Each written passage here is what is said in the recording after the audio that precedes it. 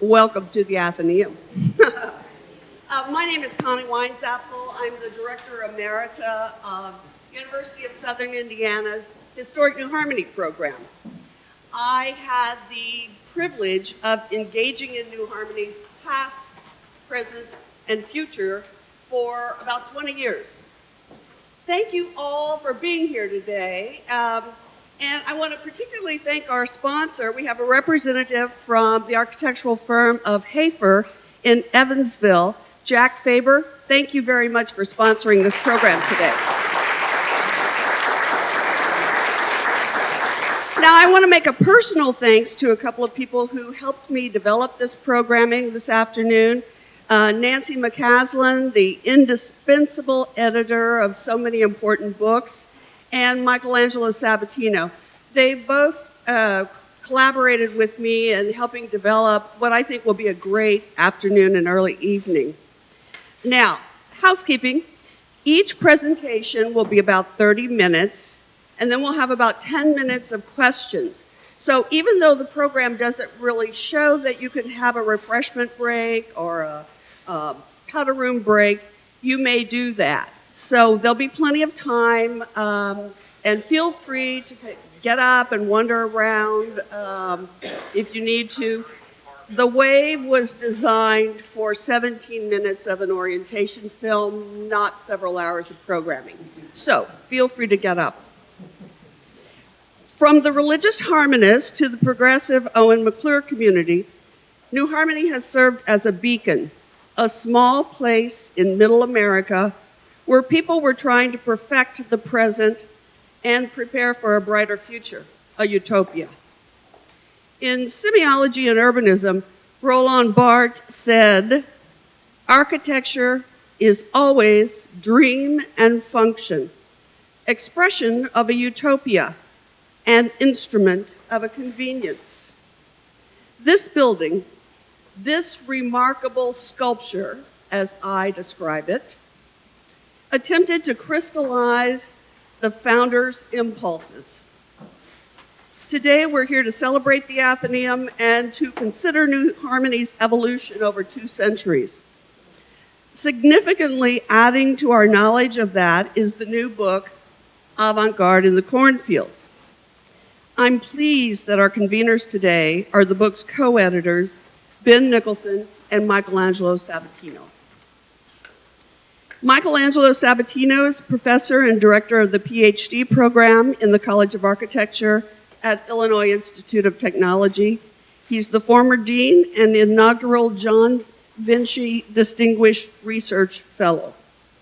Ben Nicholson, who lives here in New Harmony, is a professor of architecture at the School of the Art Institute of Chicago. He has served as a visiting critic at Cornell and a visiting professor at the University of London, and exhibits, among other things, his labyrinth drawings internationally. So help me welcome to the stage Michelangelo Sabatino and Ben Nicholson.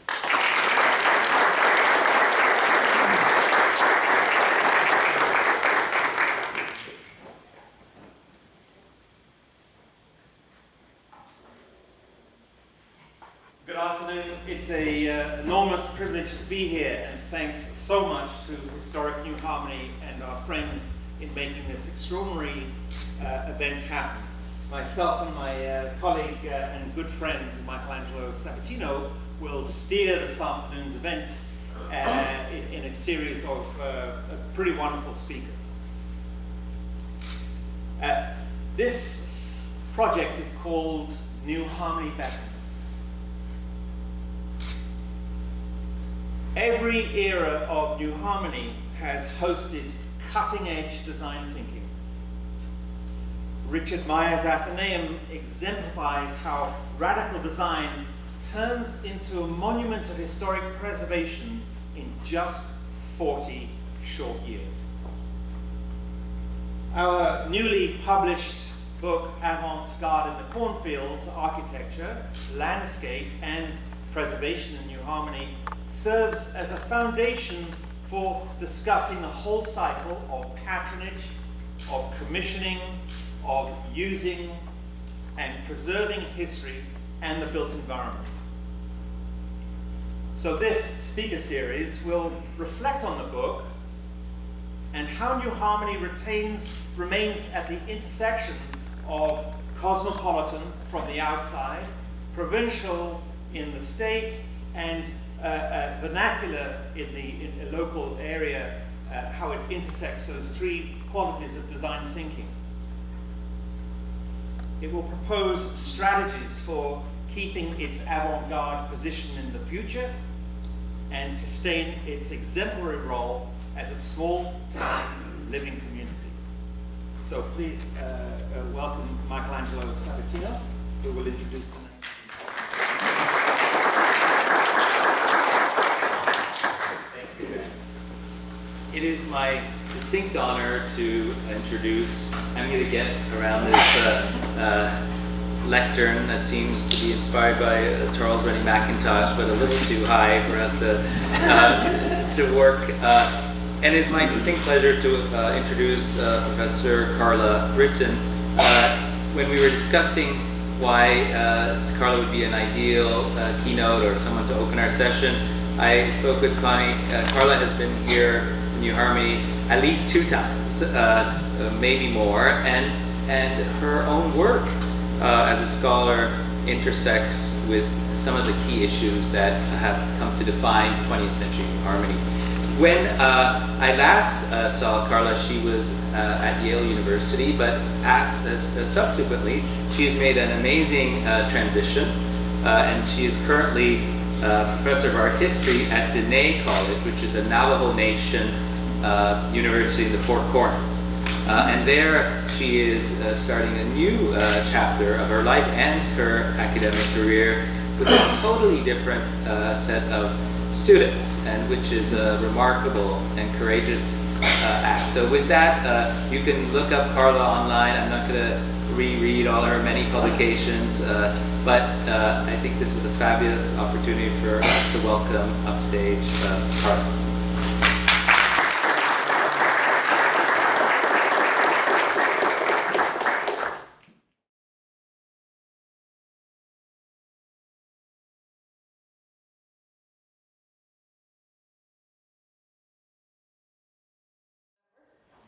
Well, it's a pleasure to be here with all of you, and I want to thank Michelangelo and Ben and Connie and Claire and their team from the University of Southern Indiana.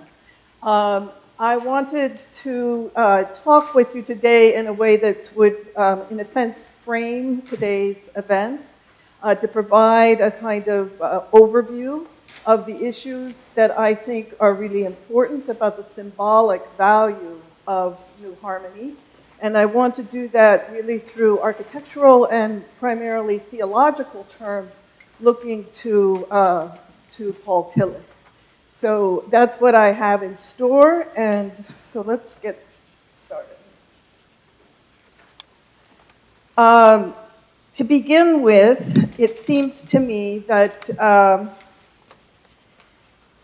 I should let you know that, as Michelangelo said, I was here before in the summer of 2016 with a group called the Architecture, Culture, and Spirituality Forum. So we sort of checked all the boxes, and this was an ideal venue for our conference. And it's in revisiting some of those themes that I want to begin today. And I just wanted to underscore that it's a great privilege to be here on the 40th anniversary of the Athenaeum, as well as this great opening of the book by Michelangelo and Ben Nicholson on avant-garde and the cornfields. So just to start, I want to say that what has really struck me through my encounters with New Harmony is that it evokes really a symbolic aspiration. Perhaps what matters most about New Harmony is what it symbolizes today.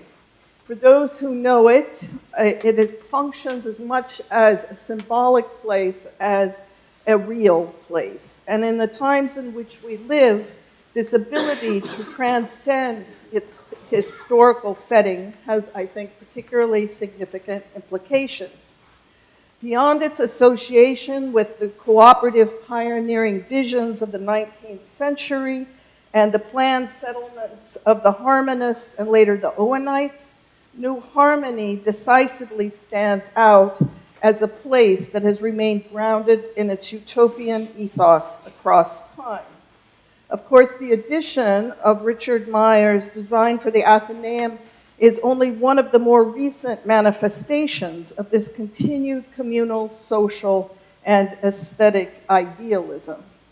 And so the town represents for us what the British intellectual Raymond Williams once called a resource of hope, a pattern that carries cultural values forward across time rather than laying them casually aside in the moment. And so it is on this theme of New Harmony as a resource of hope that I would like to reflect with you today. Raymond Williams' book, Resources of Hope, was published in 1989, the year after he died, and it brings together a posthumous collection of his essays. As a Welsh critic, he was very concerned with the issues of socialism, of community, and democracy. Taken together, his essays especially emphasize the nature of democratic culture and the value of community. Williams asks us to pay attention to patterns of what he called generation and nurture as the means by which culture is produced and reproduced.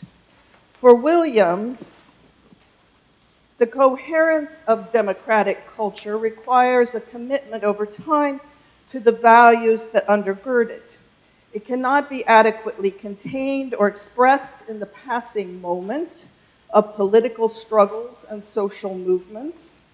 Rather, for Williams, coming from a British social utopian tradition, which I emblemize here by William Blake's vision of the New Jerusalem, for Williams, only such a commitment to the longer processes of cultural production and transmission can one be sure of the intellectual grounding that is necessary for a democratic community. It's what he called making hope practical rather than despair convincing. This concern for the heuristic primacy of time might remind us of the French intellectual idea of the longue durée, developed by the 20th century Annales School of Historical Writing, so called because its principal mouthpiece was the journal, the Annales d'Histoire économique et sociale, or the Annals of Economic and Social History. These historians, which included figures such as Lucien Lefebvre, Marc Bloch, and Fernand Braudel, gave priority to analyzing long-term, almost permanent structures of society over the short-term scale. In a similar spirit, the American historian Christopher Jennings published in 2016 an intellectual history of 19th century utopian communities, titled Paradise Now. Jennings argued for the value of revisiting the ideals and commitments of those utopian communities, which he saw as transmitting something through time of those values which remain essential to us today. In studying the Shakers, the Owenites, the Fourierists, the Icarians, and the Perfectionists, Jennings unearths much that these communities can teach us today.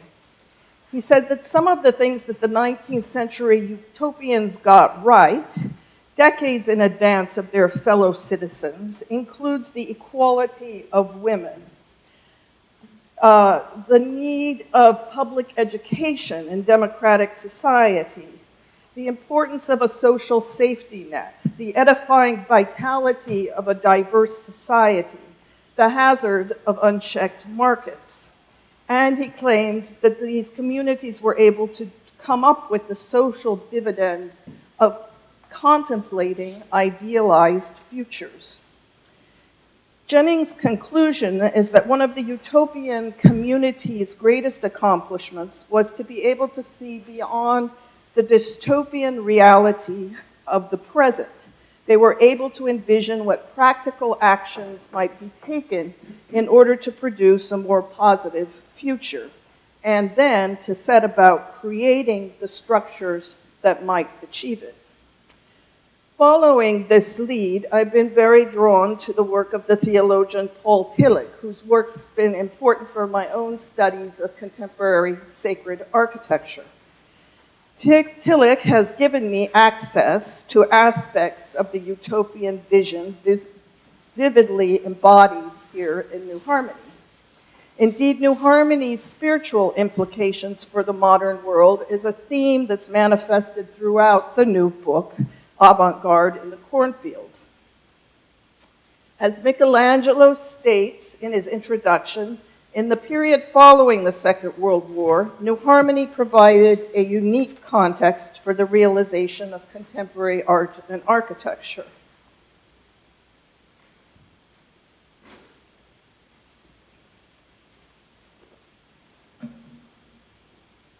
New Harmony provided what Michelangelo calls the realm of the spiritual. Excuse me. So in this book's telling, Paul Tillich has a pretty central role, not only as a theologian, but as a materialist historian, a supporter, and even at times a designer who was an integral force in envisioning and then creating the modern meaning of this place. Indeed, in the early 1950s, as this audience is quite aware, Tillich's teaching had a direct impact on the thinking of the Texas philanthropist Jane Blaffer Owen and her understanding of New Harmony for the history, especially, of progressive Protestant America. One of the things for which we are indebted to this new book is the manner in which it brings together important episodes that are central to the evolution of her vision for this town. Ben Nicholson and William Kraut, for example, describe the history of Friedrich Kiesler's grotto and the cave shelter, which eventually was reconceived as part of the memorial in honor of Tillich. And Cami Meketi's essay on Philip Johnson's roofless church, dedicated in 1960, underscores the impact Tillich's values of Protestant design had on the construction of the church itself. And indeed, in the book's appendix, Paul Tillich's address, delivered at the dedication of the park named in his honor, is included as a counterpoint to the book's modernist architectural narrative. Now, as you are most likely aware, Tillich first came to New Harmony at the invitation of Blaffer Owen, who had been a student of Tillich's at Union Theological Seminary in New York, shown here. And she thought a park dedicated to Tillich and his socialist ideals would be a fitting addition to this community. As a socialist, Tillich believed that the capitalistic form of private property is the perfect expression of man's estrangement. Yet he did not believe that humanity's feelings of estrangement can be submerged into a collective society. Even a collective society, he argued, is estranged from the one thing which can hold the promise of harmony, which is God. The underlying problem, he argued, is that society as a whole is estranged from God. For Tillich, the expression of the new being is the fulfillment of humanity's potential. It takes the form of a humanity united with God. And the implication of this theme for Tillich was often fully expressed for him by the stark abstraction of the artists of the German Expressionist movement prior to the First World War. Here I'm showing a painting titled The Waterfall by a favorite artist of Tillich's, Franz Marc. And the painting draws on the dominant motifs of Tillich's idea of new being: reconciliation, joy, and humanity's home in the natural world. As I mentioned, Tillich spoke at the dedication of the Paul Tillich Park in 1963. And after this first encounter with New Harmony, he was unafraid of expressing what he regarded as the town's symbolic value. For him, New Harmony was both, quote, history and symbol. And in his words, this place is an impression of something quite astonishing, surprising, great in itself, both in its past and in its present. New Harmony came to represent for him nothing less than an opening up of what he described as a search for our ultimate concern, which in the end, for him, was God's own self. Tillich is perhaps best known for calling attention to the relationship between theology and modern culture. He used modern culture to express the existentialist dilemma of humanity's estrangement from God and our own being.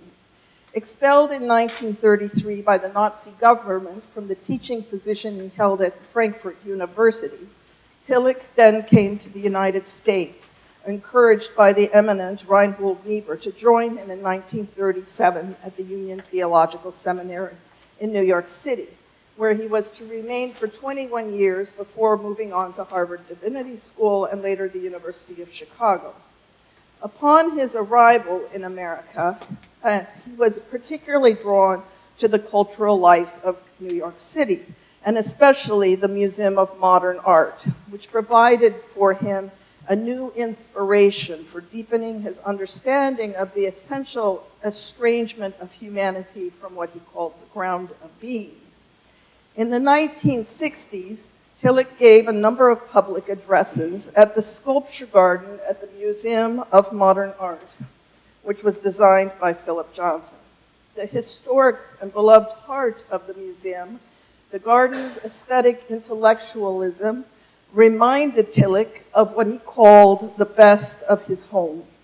In his estimation, contemporary art and architecture provided an entree into spiritual dimensions of human expression that are otherwise inaccessible, even through prayer or scripture.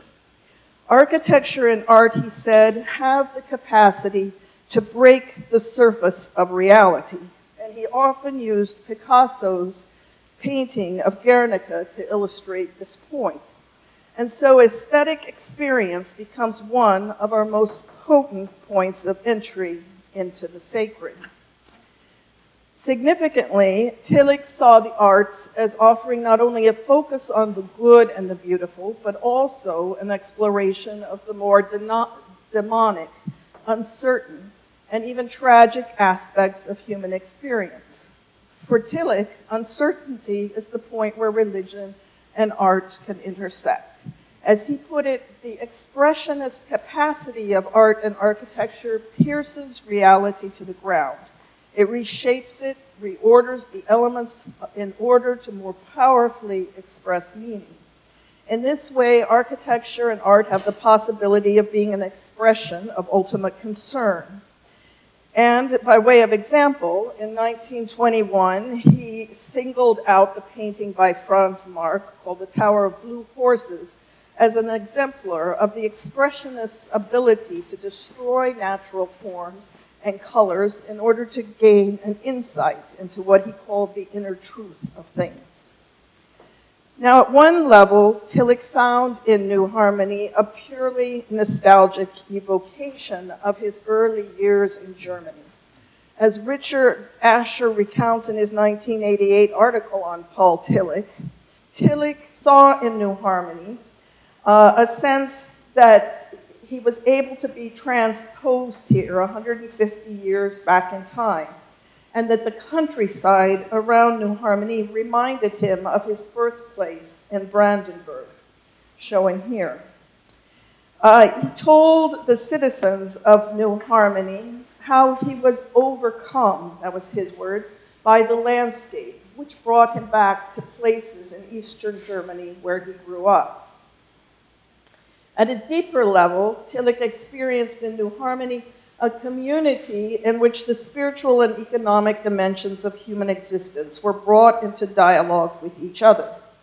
For him, this was a harbinger of the new being, his famous book of 1950, which is the goal of religious life. Indeed, the address he gave at the park's dedication in New Harmony was entitled Estranged and United, the New Being. It took place on the church's calendar auspiciously on Pentecost Sunday, the day when, in the New Testament, the estrangement of human beings as represented by the diversity of their language is overcome by the unifying power of the Spirit. And here I'm showing another one of Paul Tillich's favorite artists, Emil Nolde, the German-Dutch expressionist, who was also drawn to religious themes. Here the painting depicts the descent of the Holy Spirit upon the apostles, a theme that was very important for Tillich. For Tillich, architecture especially has the capacity to be one of the most powerful expressions of this aspiration towards reunification. Architecture can access both our human finitude and our innate openness to the infinite. Rather than being a place of comfort or retreat, architecture can be a place that challenges and deepens our understanding of the existential dimension of human experience. New Harmony's roofless church, designed by Philip Johnson, was especially dear to Tillich. He found expressed in the building the harmonization between humanity, nature, and God. Having visited the church with his wife, he said, "When last night we walked through the roofless church, I said to her, this alone justifies the century in which we are living. That our century is not only able to produce bad imitations of former centuries, but it is able to create something born in our time, understandable in our time, and great in its symbolic power." But if New Harmony's resonance for Tillich was with the symbol of the new being, where might we begin to connect it to concerns more specific to our own time? When I mentioned to people in New Mexico and Arizona that I was to speak about New Harmony, the conversation often turned to more recent experiences in utopian communal settlements in the West. Places like Paulo Soleri's Arcosanti in the Sonoran Desert, or the annual Burning Man Festival in northern Nevada, or the aquarium like Esalen at Big Sur. These places still fascinate and attract avant-garde revelers and academics, and like New Harmony, they hold out a spirit of hope for a new and different kind of world. The history of planning across the continent, of course, is full of such stories of utopians, reformists, spiritualists, and the communities that they've founded. Yet for those who know New Harmony, it is of another ilk, born from an entirely different territory. Perhaps a closer comparison would be New Haven, Connecticut, located along the southern coast of New England and founded by English Puritans in 1638. It too is an example of a sacred city, one that the historian Vincent Scully relished for its relationship to Ezekiel's description of the ideal city. Like New Harmony, it was laid out according to the geometry of the square. In this case, a 9-square plan evocative of Ezekiel's vision. Sailing into the natural harbor of New Haven for the first time, the Puritans saw in its very landscape a providential sign. 2 buttes overlooking the site, now known as East Rock and West Rock, were seen in light of Psalm 18, which reads, "O Lord, my stronghold, my crag, and my haven, my God, my rock, in whom I put my trust." And so, not unlike the sanctuary that Jehovah showed to Ezekiel as a sanctuary for the refugees from Jerusalem, New Haven shares with New Harmony this biblical suggestion of an idealized city, a place of guiding hope and a light shining out of a cave of collective darkness. Both places remain true, too, to Ezekiel's prophecy of the earth and geography itself as a sacred concept. Now, New Harmony today, its richness resides in this heightened sense of this utopian vision and its spiritual consequences.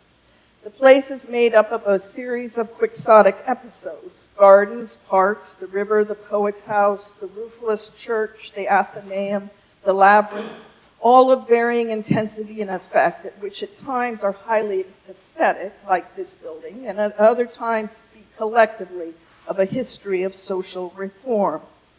New Harmony is above all a landscape composed of an interplay of geographies, moral, social, and physical. And remarkably, New Harmony's never grown larger than 1,000 people. And in this respect, the town stands against how we understand most cities today to grow to an unsustainable size. New Harmony began with a structured order of society with rules and expectations. And this town represents a highly structural process from the start rather than a biologically driven one. In comparison, where I teach at Dene College on the Navajo Nation, shown here, we are very much aware that there is very little written about the ethical and methodological approaches to community design and planning by indigenous communities. Historically, these have been overlooked in favor of models from the Western and European practices, such as New Harmony or New Haven. For me, though, it is interesting to explore how the symbolism of New Harmony joins with the generational model that remains foundational for so many Native and indigenous communities, especially in the Southwest. In particular, I'm referring here to what is sometimes described as the 7 generations model. It is a model which Ted Hohola of the Indigenous Design and Planning Institute at the University of New Mexico promotes as a useful concept for community development, especially for indigenous communities. And it is, in a sense, an idea that is layered into the history of New Harmony itself, as its vision has stretched across time. The 7 generations model is essentially this. Within the span of an individual's lifetime, especially within indigenous communities, it's not unusual that an extended family consists not only of oneself, but also those of 3 generations before and 3 generations after. One's life experience thereby includes getting to know and be related to members from multiple generations that both precede and follow one's own life. These intergenerational relationships give credence to the collective notion that those yet unborn will inherit that which has already been gained, and that this inheritance is vital and valued for the continuation of the community. The right of inheritance is invested not just in material things, such as land, but also in the more intangible things, such as culture. The awareness that this intergenerational rationality builds is that we are both in a state of indebtedness toward those who have come before, and also in a state of responsibility towards those who will come after us. We are, in other words, surrounded by a web of relationships that shapes our cultural and moral obligations, drawing us beyond a preoccupation with our own generation's circumstances and needs. The implications of such a societal model for addressing issues such as climate change and maintaining systems of accountability within a democratic society are obvious. We are not our own masters, but heirs and stewards of the past and servants of the generation to come. So for the most part, the symbol of New Harmony remains intact and whole. The place represents a distinct and sound sense of being and a philosophy that in various ways carries across the generations and is articulated in the relationships people have with the physical and spiritual world. The approach has embodied philosophy, religion, the natural sciences here. It was the first generation of the Rapps and Owens that set the blueprint in motion, and the successive generations have continued to refine the design. The architecture of this place continues to speak of its spiritual and cultural meanings, embodied in the welcome that is extended through the very modern Athenaeum into a community of a deep-rooted identity. So in conclusion, then, revisiting the meaning of New Harmony on this occasion comes at a time when, of course, the United States is convulsed with the conflicts of a deeply divisive politics. This is a period in time which has been compared often with the state of affairs in the late 1850s and early 1860s, when America was divided by issues of statehood and slavery, a time when there was a sense of inevitability and perhaps dismantlement. In such times, it is perhaps useful then to step back and take the long view, to remember the structure of the longue durée that transcends the heat of the moment, and to reflect on the element of time that most powerfully shapes the outcome of current events. In that regard, New Harmony is instructive for the ways in which it has borne witness across time and across multiple utopian experiments. It is therefore a model of the process that is at the heart of sustainability. The beauty of this model is that it has endured in this community and it has survived time and place, in spite of the fact that the individuals who initiated this vision did not live to see its completion. The ensuing generations have not strayed from their vision. And it is in that sense that we might look to New Harmony in our own day as a resource for hope. So thank you.